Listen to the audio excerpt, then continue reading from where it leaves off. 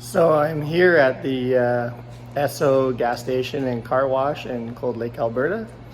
And they have these nice heated bays here. And I'm just here to thaw out my wife's brand new 2022 Toyota Corolla SE. And then I'm gonna give you a little bit of review on it.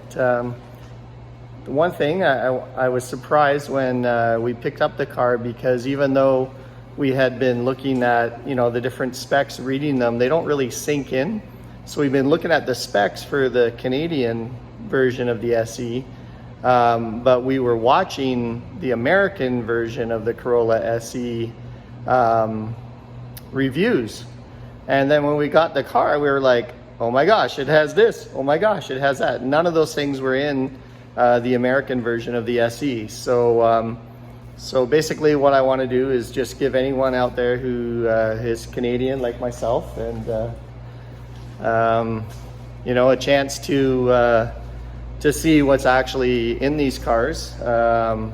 We ordered ours in the summer. There was none on the lot, and we didn't receive it until December 2022. So I've been driving it for about a month now, so I got a good opinion on what's great about it and what I like about it, and I'm gonna let you know in a few minutes after I finish washing the car.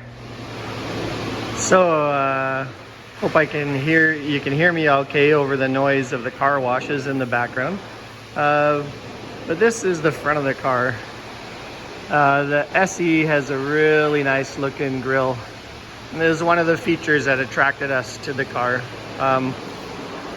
It has 16-inch aluminum rims.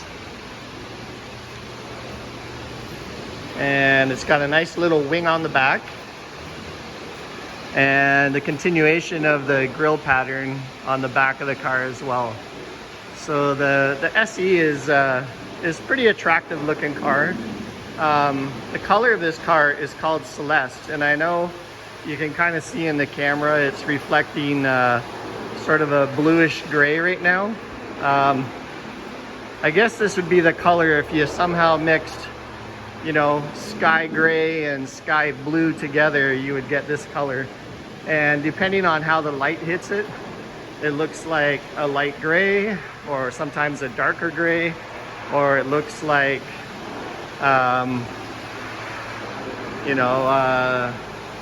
like a sort of I would call it a grayish blue, but like right at this angle with the light from outside, it looks very bluish. Anyways, it's a very attractive color, and something that my wife chose, and I totally agree with her on the color. It's really nice.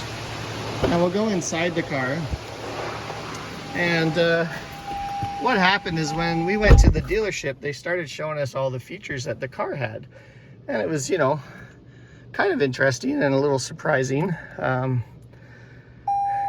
So if you hold down your engine start button, it'll start everything up for you except for the engine, and you can actually look at all the different features and controls. So first I'll start over here. First thing we notice is that it has, it's hard to see, let's see if I can get closer. It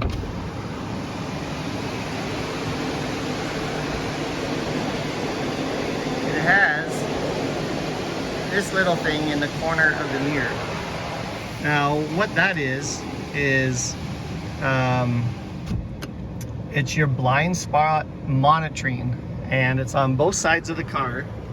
And what really, we were surprised it had it, because when we looked at the Toyota Corolla SE specs for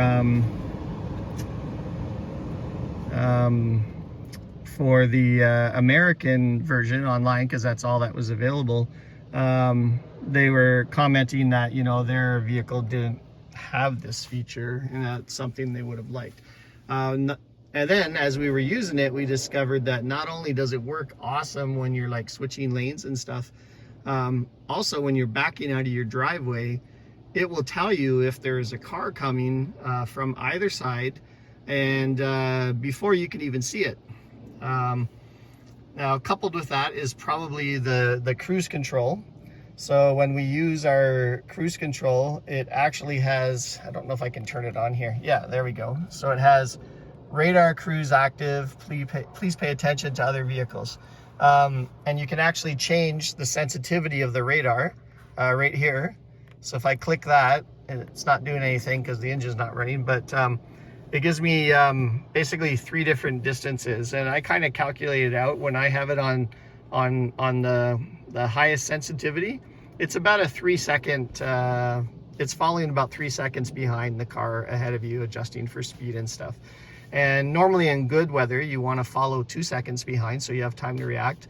But here, where there's a lot of ice and snow, I've set it to 3 seconds so that I have plenty of time to react in case somebody suddenly stops. Along with the adaptive braking and the radar sensing, it also has emergency stops. So if we're driving along and say a deer runs out in front of the car, it will apply the brakes. It might also brake if we're trying to turn into something. It'll just stop us from turning. And another thing we had no idea this car had was that it had the lane detect. So they call it LTA. So when that's on, now you have to have visible lines on the road, but it'll actually steer your car from, like if you're drifting out of the lane, it'll gently steer your car back into the lane.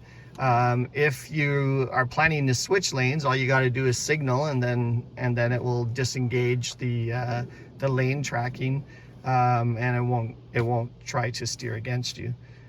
So it's a good reminder both ways, you know, 1, to signal when you switch lanes, and 2, you know, if you for some reason weren't paying attention and you drifted out of your lane, well, the car is going to remind you, smarten up, pay attention. One of the other things that we were really excited about when we got in the car was that it had heated seats. And in all the reviews we had seen, heated seats were not an option in the SE model, but this is the Canadian SE model. And when I asked the girl at the dealership, she said, well, there's less people in Canada, so they can't have as many levels of trim as they do in the States. So because we have fewer levels of trim in Canada, our SE is actually better. What else can I tell you about this car that I think is pretty awesome? Well, I like the analog dash, and although over there in that window where it says not ready to drive, there's basically a nice little digital dash in there that gives you all kinds of information, and that you can scroll through and adjust settings, adjust the way the doors lock and stuff. It has power windows all the way around. It's got keyless entry. It has so the adjustments on the door locks, you can set it up so, for example, when I open the passenger door from the outside, all the doors will open. But I've got it set up so when I open the driver's door, which is usually my wife who's opening it, she'll open the door and only this door will open. And so that way she can quickly get inside and lock the door. And there's no chance of somebody coming in through one of the other 3 doors trying something, whatever they might try. So it has a leather wrapped steering wheel, which we weren't expecting. Although this is my wife's cover she put on it. It's called Black Diamond, so it's pretty nice. And we noticed, like, there's things like this where I'm not sure if this is leather, but it feels like leather, and it probably is. But there's like leather on this armrest. Most of the dash in that is vinyl, although it's got padding underneath it, and it's quite nice to the touch, and it looks quite luxurious actually. So we have Apple CarPlay, which is pretty sweet. It also works with Android. and it comes with 6 speakers. So there's 2 speakers in the front, and there's a speaker in each of the doors. I don't really know if you can see that, but there's a speaker in each of the front doors and also a speaker in each of the rear doors. Now to the driving of it. Okay, so it has a 2-liter engine, which we chose because it gets better gas mileage than the base model with the 1.8-liter engine. And so we're like, well, we were looking for better mileage, so might as well get the 2-liter. Puts out 169 horsepower and 151 torque. So it's got lots of torque. It's front-wheel drive, and it's coupled to a CVT transmission. Now, if you look at the transmission here, you notice a couple things. Okay, so it has a sport mode. So when I engage the sport mode, it starts shifting not like a CVT. It actually starts shifting like a regular automatic transmission, and it has, I guess, 10 presets that the manufacturers put in. So it's actually becomes a 10-speed automatic transmission. But let's say you want to take it a step further. You move it into manual mode, and now you can shift by going plus or minus, or turn that off. You can shift using the paddle shifters. So you can see the paddle shifters back here. So you've got plus and minus paddle shifters. And so you've got, if you like shifting gears and you like being in control of what gear you're in and what the ratio is, you know, when you're driving, you can totally do that with this car. You know, I enjoy driving with the paddle shifters sometimes. It is a lot sportier. You can really let her rip.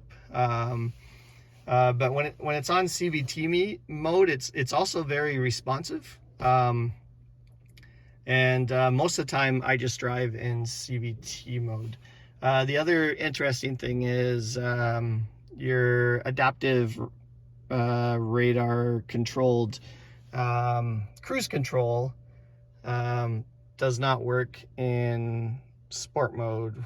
I'm not sure if it works in sport automatic. It might work in sport automatic, but it definitely doesn't work in sport manual. But you shouldn't be using cruise control, I guess, if you're not willing to use the economy features. Oh, also, yeah, whenever you're in CVT mode, the economy light is on. So it's obviously the most economical mode to drive in. So we'll just have a quick look at the interior.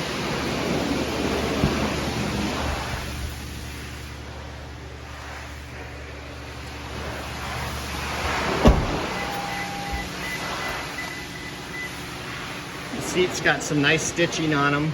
Very, very attractive interior. And the trunk space is actually quite large. That's a 25-liter gas tank in there. There is a spare tire underneath all of that. And that panel in the front there, it's a split that actually opens up so you can, put larger items through the back into the rear seat area.